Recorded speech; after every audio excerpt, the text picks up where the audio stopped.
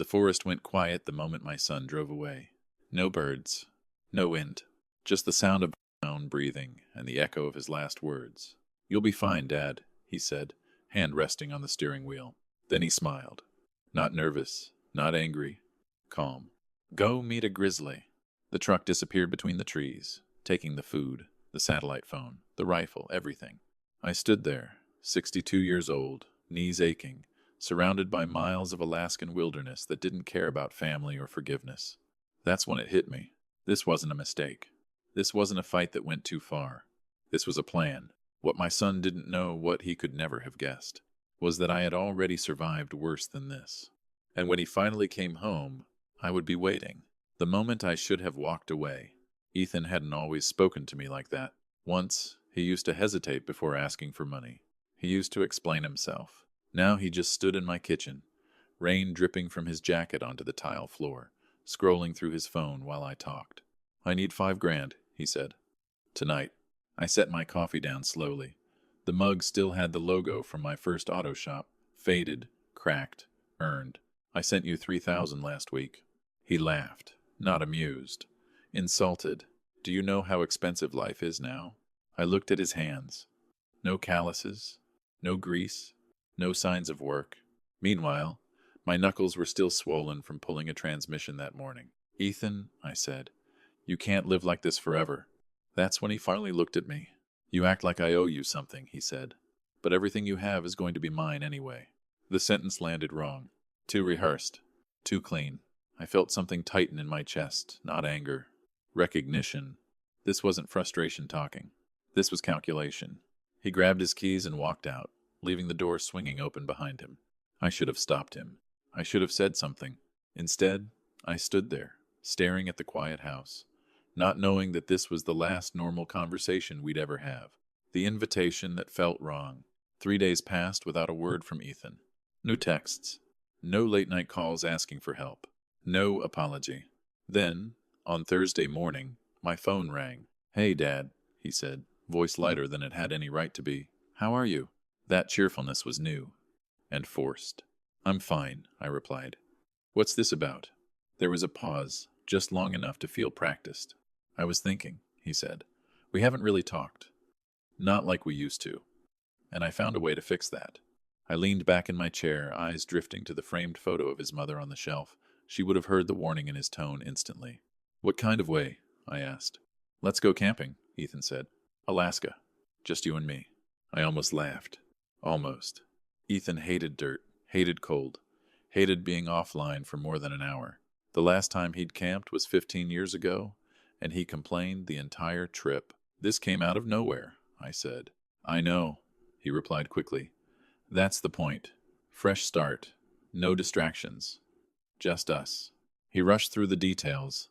Flights already booked, gear rented, permits handled, everything prepaid, everything urgent. "We leave Monday," he said. "If we don't go, the reservations expire." Urgency is a powerful thing. It doesn't give you time to think. I should have said no. I should have listened to the tight feeling in my gut. But then he added quietly, "Mom would have liked the idea, don't you think?" That did it. Hope is dangerous when you've been lonely for a long time. "All right," I said. "We'll go." On the other end of the line, Ethan exhaled, relieved. Or satisfied. The things he packed too carefully. We met at the airport before sunrise. Ethan was already there, pacing near the gate, his backpack standing upright beside him, too upright. Brand new, still stiff. The tags hadn't even been cut off. "Dad," he said, forcing a grin. Perfect timing. I studied him the way I used to when he was a teenager sneaking in late. Same posture, same fake ease. "You pack light," I said. He shrugged. "Rented most of the gear up there. Easier." During the flight, he talked non-stop. About fresh air. About getting away from stress. About how good it would be to unplug.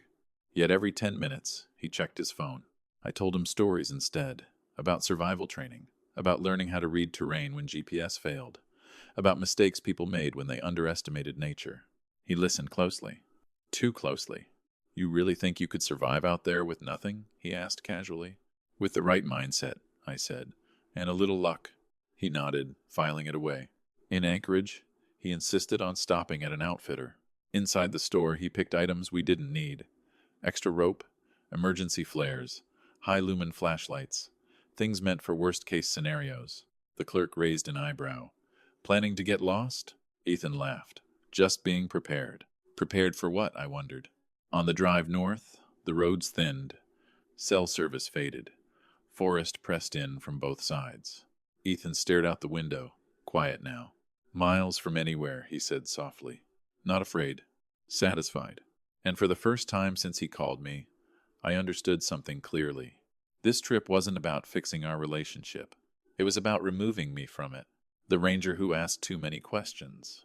Denali didn't welcome us. It warned us. At the ranger station, You're planning the Tlenica backcountry route? She asked, looking up at Ethan. In March? That's right, Ethan said smoothly. We want the real experience. She turned to me. Sir, what's your wilderness background? Military, I answered. Survival training, cold weather. That seemed to ease her slightly. She spread a map across the counter, tapping red-marked areas. Grizzly activity here and here. Cubs were spotted last week. That means a protective mother nearby. Ethan leaned closer, eyes tracing the most remote sections. How far is rescue if something goes wrong? He asked. Best case, she said. 12 hours. Worst case, days. She hesitated, then asked, Are you both fully comfortable being completely off-grid? Yes, Ethan said quickly.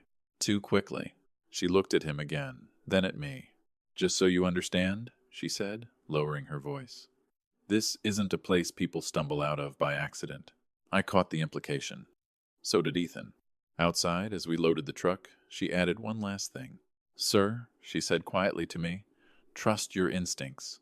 Nature exposes intentions. Ethan was already in the driver's seat when I turned back. What did she say? He asked. Nothing, I replied. But my instincts were screaming now, and it was already too late to turn around. The night, he started asking questions. We made camp just before dusk. The clearing looked perfect on the surface, flat ground, a narrow creek, trees spaced wide enough to see danger coming. Too perfect. The kind of place someone chose deliberately. I moved on instinct, setting things up the way the military had drilled into me decades ago. Food hung high, sleeping area upwind, fire small, controlled. Ethan watched me, saying nothing. When I handed him a task staking the tent, checking the perimeter, he struggled. His hands fumbled with knots. A beginner should have learned years ago. Need help? I asked. He hesitated. No, I've got it. He didn't. That should have reassured me. Instead, it scared me. Later, as the fire crackled and the temperature dropped fast, he finally spoke. Dad, he said, staring into the flames, have you ever thought about what happens after you're gone? I didn't answer right away. Everyone thinks about it, I said carefully. Why?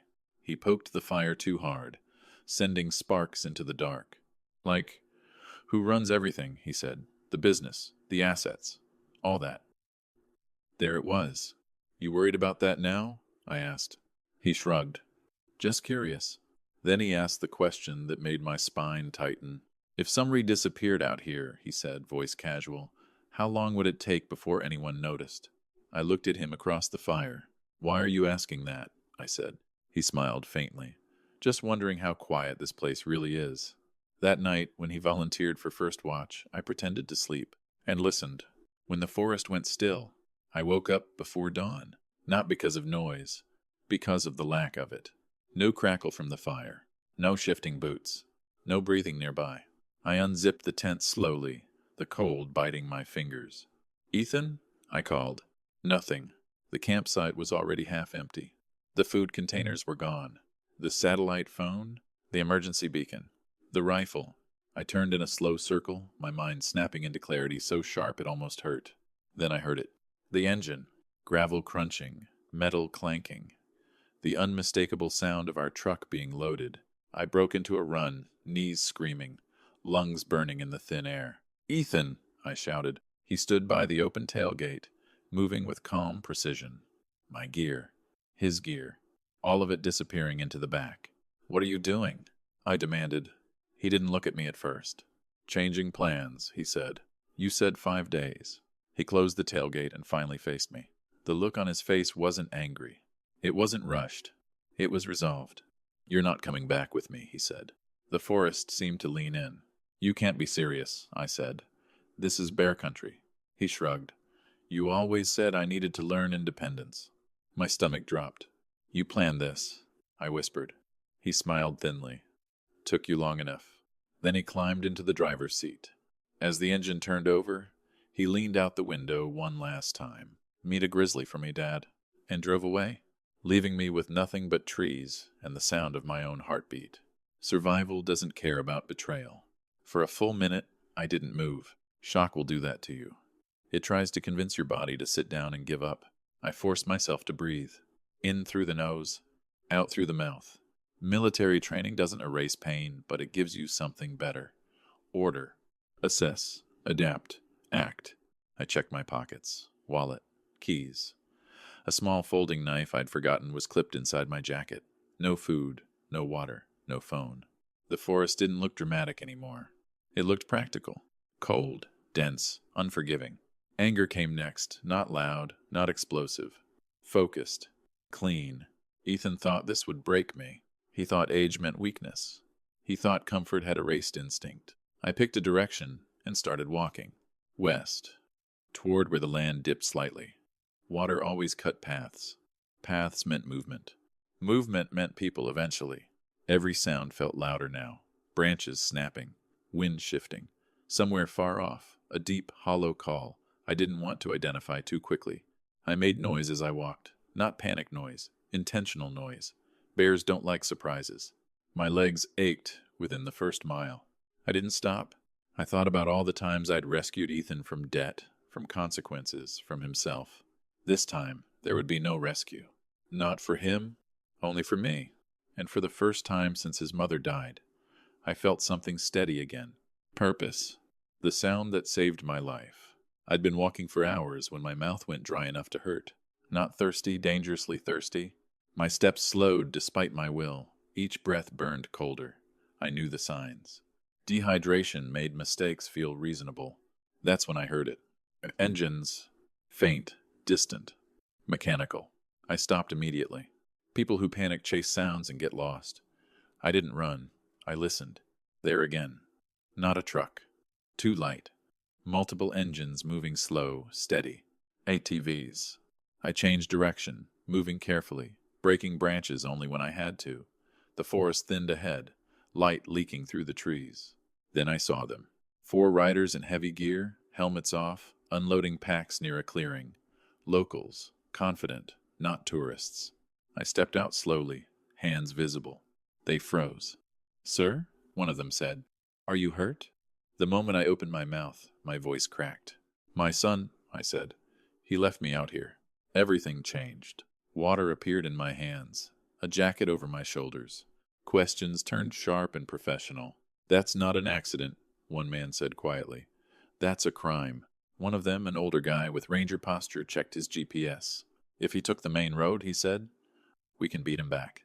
For the first time since dawn, I felt something unfamiliar rise in my chest. Not relief. Control. Ethan thought the forest would erase me. Instead, it handed me witnesses. And a way home. Beating him back to civilization. We didn't waste time.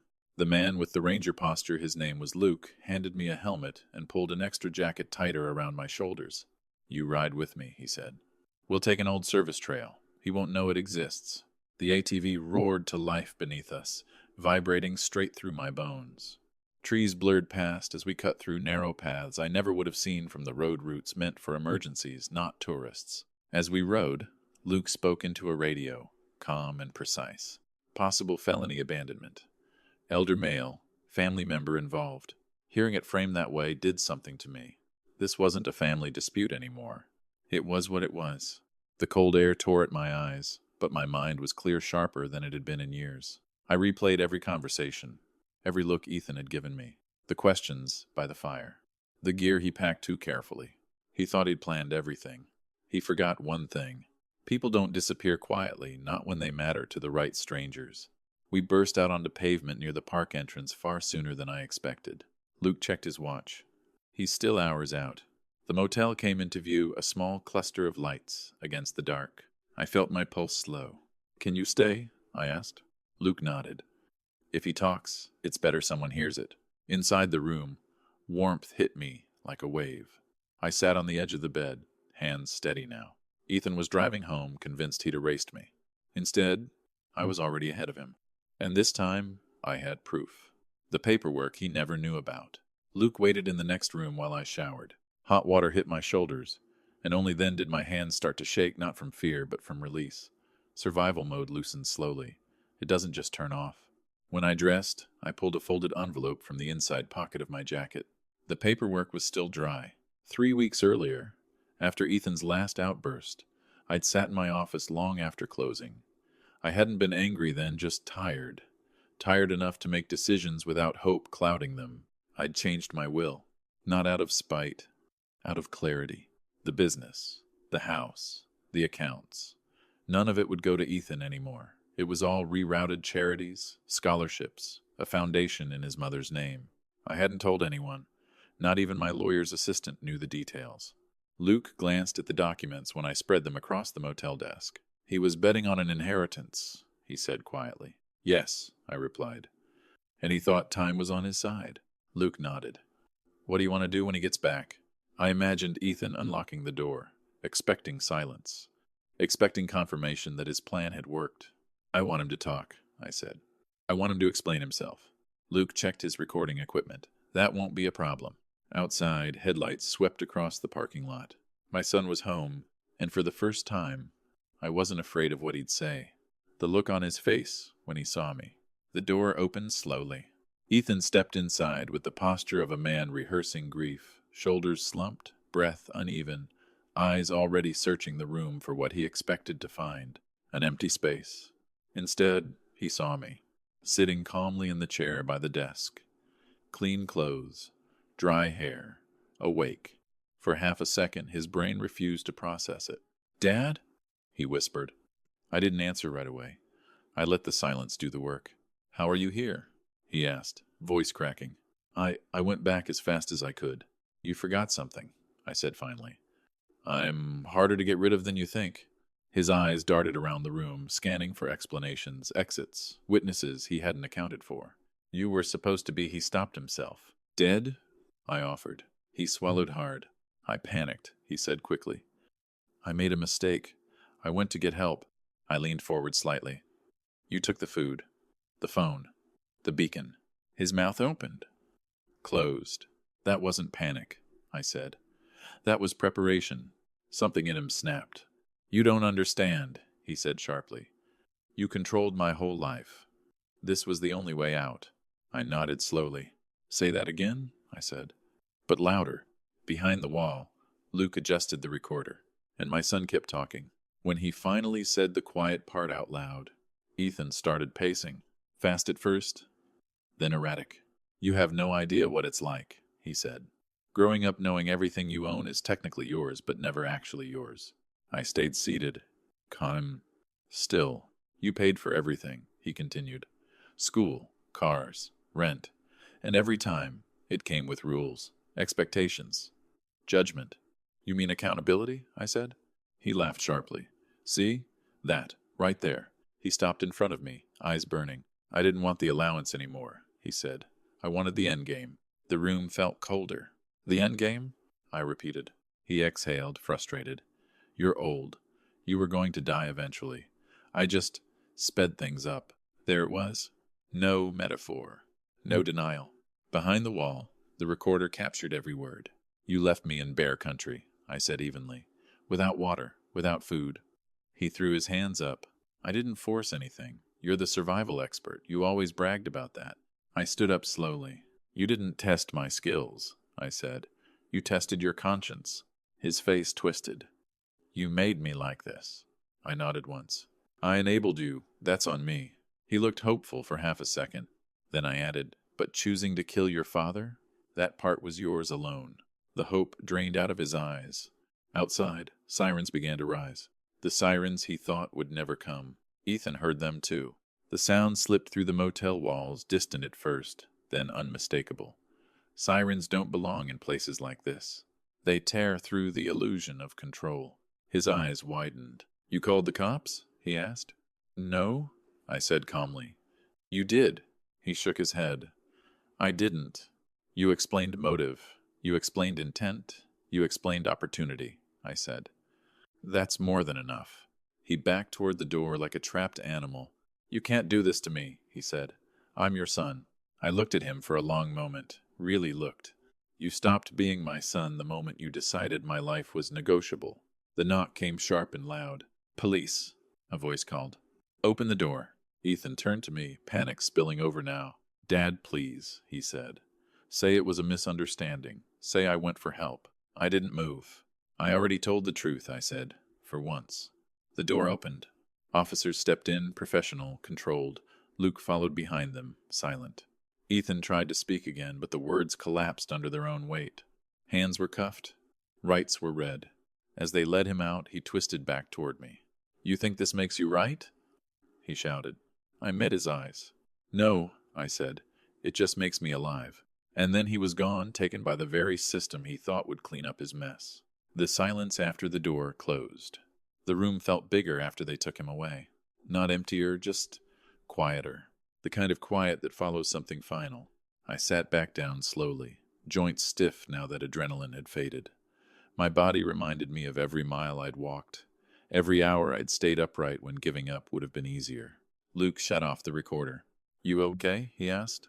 I nodded, though okay wasn't the right word. I keep thinking I should feel something more, I said. Anger. Relief. Victory. And you don't? I feel clear. Luke didn't push. Men who spend time in the wilderness understand silence. They respect it. After he left, I lay back on the bed and stared at the ceiling. My phone buzzed once, an automated alert from my lawyer's office. Will filed successfully. That was it. No dramatic music. No celebration. Just confirmation. Somewhere in a holding cell, Ethan was realizing something he'd never considered, that consequences don't negotiate, and entitlement doesn't survive reality. I thought about his mother, about what she would have said if she'd seen how far things had gone. I didn't fail him by calling the police. I failed him years earlier by protecting him from the weight of his own choices. Outside, snow began to fall again, soft, uninterested. Nature didn't care about inheritance, or bloodlines, or excuses. It only rewarded preparation and punished arrogance. Tomorrow, I would go home, alone but not broken. The letter I never answered. The letter arrived 2 weeks later. No return address, just my name, written carefully, like handwriting could soften what words couldn't. I didn't open it right away. I left it on the kitchen counter while I made coffee, while I unlocked the shop, while I went through motions that used to feel automatic and now felt deliberate. When I finally tore the envelope, 5 pages slid out. Ethan apologized the way he always had, strategically. He wrote about stress, about pressure, about how he'd lost perspective. He promised therapy, change, gratitude. Then came the part I expected. He mentioned the will. Not directly, not boldly, just enough to remind me that everything could still be fixed if I wanted it to be.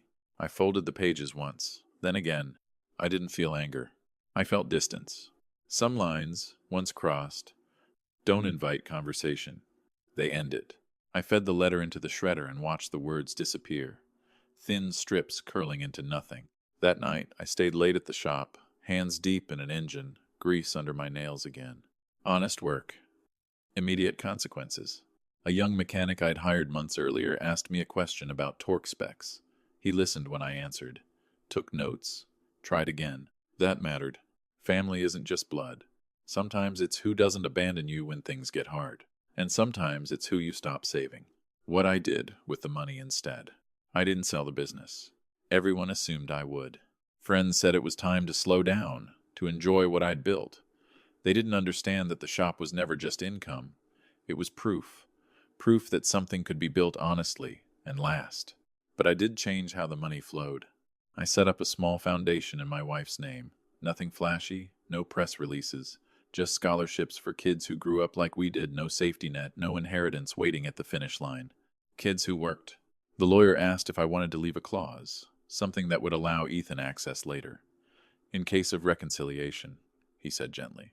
I told him no, not out of revenge, out of truth. Reconciliation requires trust, and trust requires limits. Ethan had crossed every one, At the shop, I promoted the young mechanic to foreman, gave him responsibility before he asked for it, watched him struggle, then learn. I stopped fixing problems with checks. Instead, I let people earn their way forward. Some nights, when the shop was quiet, I thought about Alaska, about how close I'd come to disappearing without a sound. Strange thing was, I didn't feel haunted. I felt awake. Surviving that forest didn't make me bitter. It stripped away illusions. About family, about obligation, about what love actually costs, and what it shouldn't. Seeing him one last time, the trial moved faster than I expected. There was evidence, witnesses, recordings. The truth doesn't drag its feet when it's well documented. I didn't attend every hearing. I didn't need to. My presence wouldn't change the outcome, and I wasn't there for spectacle. But on the final day, I went. Ethan sat at the defense table in an ill-fitting suit, thinner now, restless. The confidence he'd worn his whole life had finally cracked. Not shattered, just exposed for what it was. Fear. When he noticed me in the back row, his shoulders stiffened. He didn't turn around fully, just enough to know I was real, still alive, still unmoved. The judge spoke. The charges were read. The sentence followed. Years.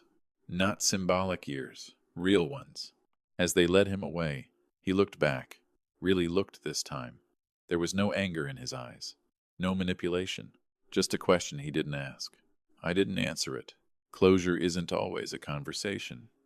Sometimes it's silence held firm. Outside the courthouse, the air felt lighter than it had in years. Not because justice had been served, but because I no longer carried responsibility for the man he chose to become. I walked to my car alone and drove forward. The call I didn't expect. The call came on a Tuesday afternoon. Unknown number. I almost let it go to voicemail. "Mr. Harper?" a woman asked when I answered. "This is the public defender's office." I already knew why she was calling. "Your son has requested that we contact you," she said carefully. "He'd like to speak with you. Just once."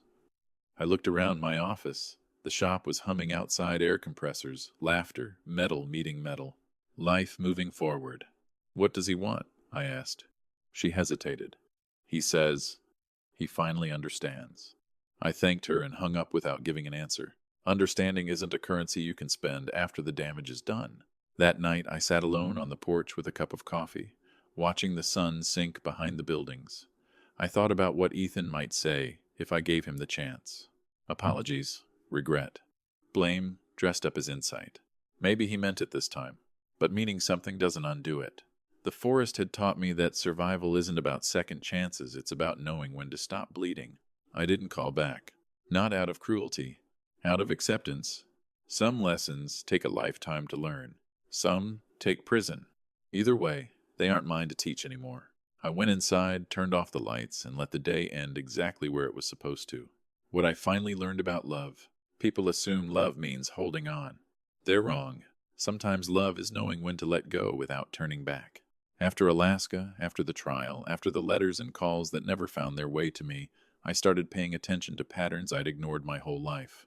Every time Ethan failed, I softened the landing. Every time he crossed a line, I redrew it farther back. I called it compassion. It was control disguised as kindness. In the forest, stripped of everything, money, authority, family, I learned the simplest rule of survival. What you carry too long will slow you down when it matters most. I stopped carrying guilt that wasn't mine to own. I stopped rewriting history to make myself feel like a better father. I wasn't cruel. I was present. I worked. I provided. What I couldn't do, what no amount of money could fix, was make another adult choose decency. That choice belongs to everyone alone. Some evenings, I still think about the boy Ethan used to be, the kid who held my hand at his mother's funeral, terrified of a world without her. I mourn him quietly, but I don't confuse him with the man who tried to leave me for dead. That distinction saved my life, not just in Alaska, everywhere after. The quiet life that came after. I went back to Alaska 1 year later, not to prove anything, not to revisit the past, just to walk. Same forest, same cold air, different man. I stood near the edge of the trail where it had all ended, or begun, depending how you look at it, and listened. The woods sounded the same as before, indifferent, honest. That's what I respected about it. Nature never pretended to love you. It only responded to how prepared you were.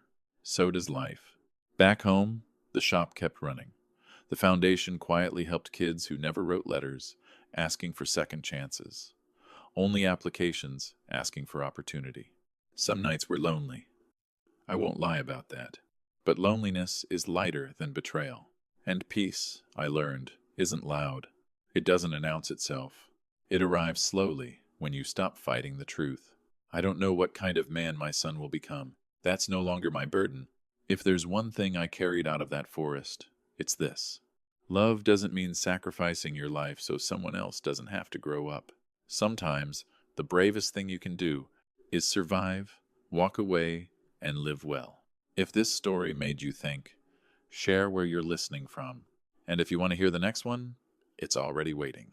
Thank you for staying with me until the end.